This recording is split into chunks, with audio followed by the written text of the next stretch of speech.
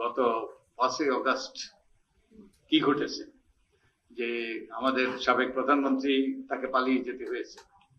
কারণ তিনি একটা স্বৈরাচারী সরকার প্রতিষ্ঠা করেছিলেন, এবং শেখ হাসিনা যে স্বৈরাচারী সরকার প্রতিষ্ঠা করেছিল এবং তিনি একটা দানবে পরিণত হয়েছিলেন, এটা কিন্তু একদিনে হয়নি।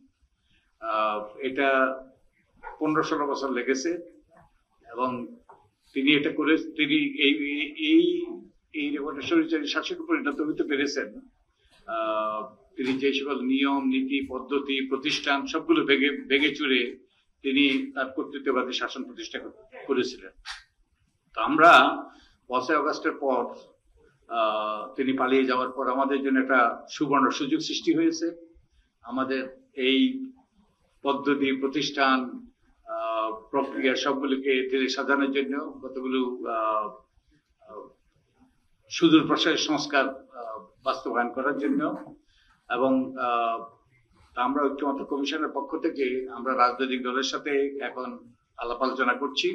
আলাপ আলোচনা করে আমরা একটা জাতীয় সনদ প্রণয়নের প্রক্রিয়া আছি। আশা করি এটা প্রণীত হবে।